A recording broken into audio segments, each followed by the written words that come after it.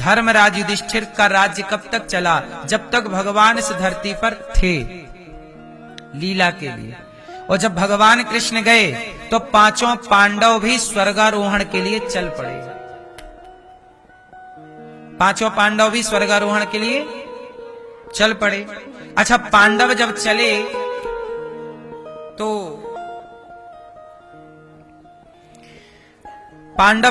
तो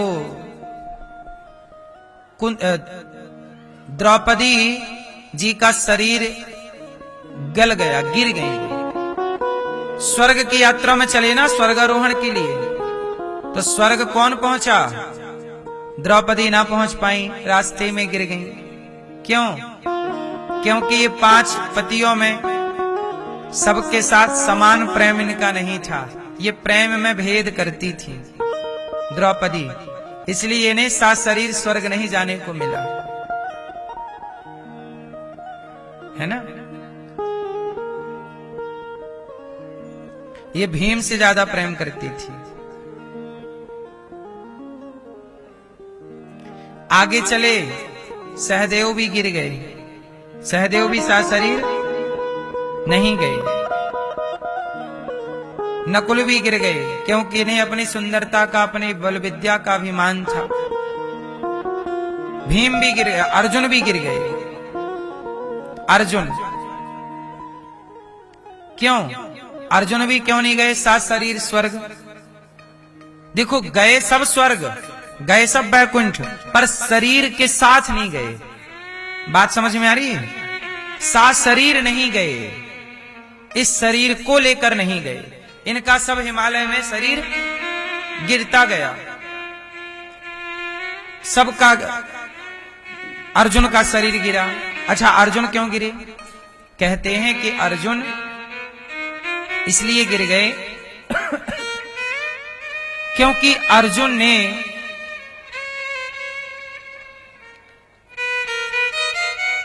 भगवान श्री कृष्ण को अपना सारथी बना लिया।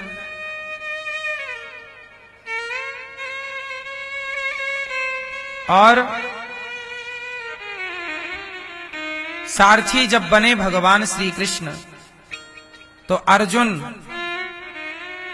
भगवान को आदेश, देखो एक दृष्टि के हिसाब से तो ठीक है, भगवान की दयालुता है, ये तो भगवान का बड़प्पन है कि वो आपके नौकर भी बनने को तैयार है। भाई, ड्राइवर तो नौकर ही होता है।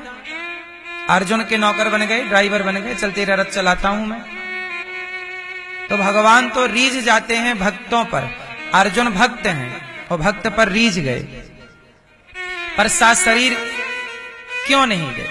सात शरीर ना जाने के बहुत सारे कारण हैं। आगे चले तो भीम का शरीर भी गिर गया।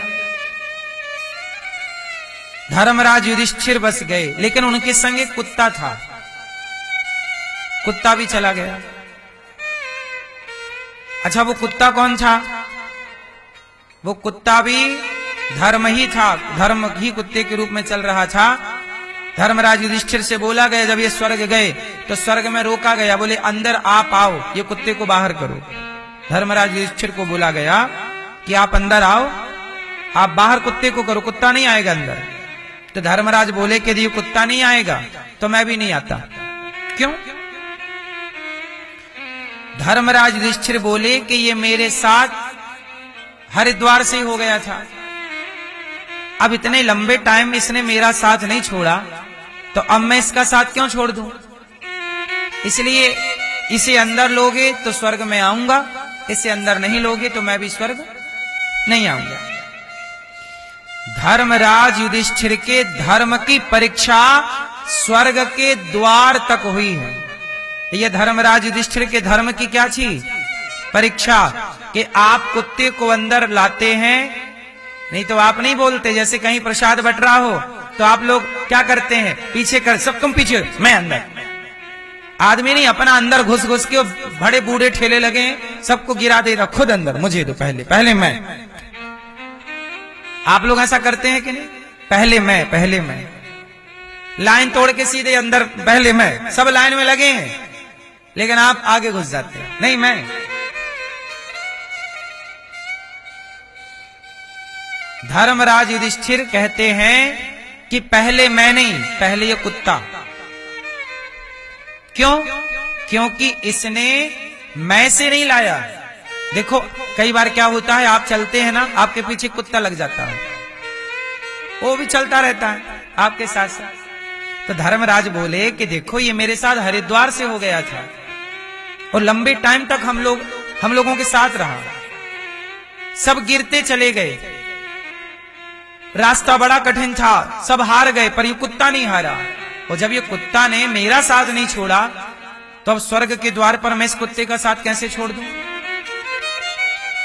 तो धर्मराज युधिष्ठिर ने जब ये बात कही, तब वहां देवताओं के राजा इंद्र ने प्रकट होकर के और स्वर्ग में स्वागत किया धर्मराज युधिष्ठिर का।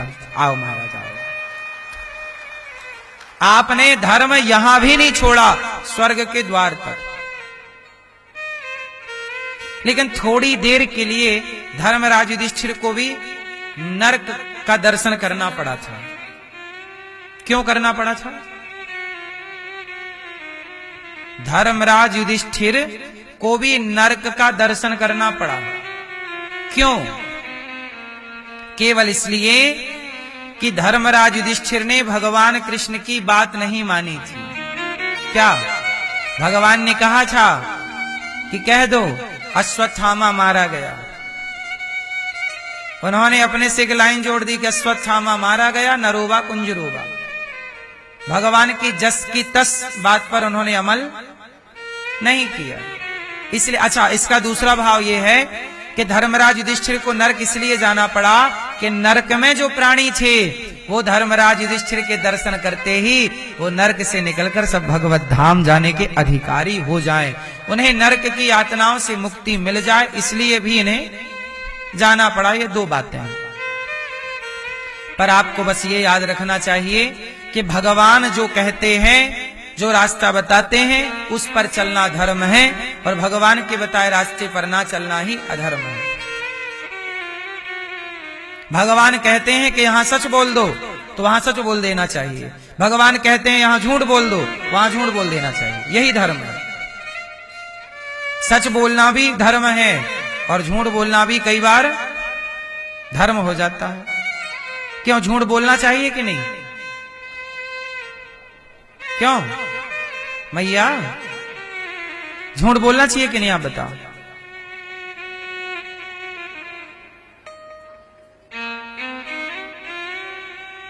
आप बताओ हरी मैया, झूठ बोलना चाहिए कि नहीं? हैं? हैं? झूठ कहां बोलना चाहिए? स्त्री सुनर्म विवाहे चावृत्यर्थे प्राण संकटे। यदि आपके झूठ बोलने से गौ हत्या बंद हो रही है, आपके झूठ बोलने से गाय के प्राणों की रक्षा हो रही है, तो झूठ बोल देना सत्य से भी बढ़कर है। आपके झूठ बोल देने से किसी व्यक्ति की, बहुत सारे लोगों की जान बच रही हो, वहां झूठ बोल देने से किसी के प्राणों की रक्षा है। झूठ वहां कभी नहीं बोलना चाहिए जहां स्वयं का स्वार्थ है। यदि आप अपने स्वार्थ के लिए बोल रहे हैं तब झूठ पाप बन जाएगा, लेकिन आप दूसरों के लिए, दूसरों के भले के लिए यदि आप बोल रहे हैं तो वह झूठ ठीक है, पुण्य जैसा काम कर जाएगा। बोलो हाँ। देखो जहर खा के व्यक्ति मर जाता है, पर कई बार जहर खा के व्यक्ति बच जाता है। बताओ कैसे? सांप डस लेता है, मरने की संभावना है कि नहीं? है।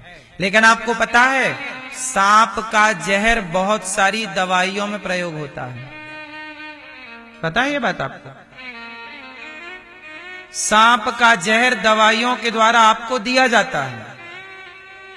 महंगी महंगी दवाइयां होती हैं और वो जहर से व्यक्ति मरता भी है, और जहर सही तरीके से लिया गया तो उससे प्राणों की रक्षा भी होती है। तो झूठ बोलना पाप भी है, पर सही वक्त पर सही जगह पर झूठ बोल दिया जाए तो वो पुण्य हो जाता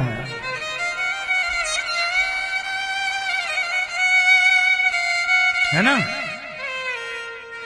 इसलिए मैया कहां चली मेरी मां? अभी झूठ बोलने चली, अभी ना बोलना मेरी मां। चलो झूठ बोल के आते हैं। जाओ बोल लो।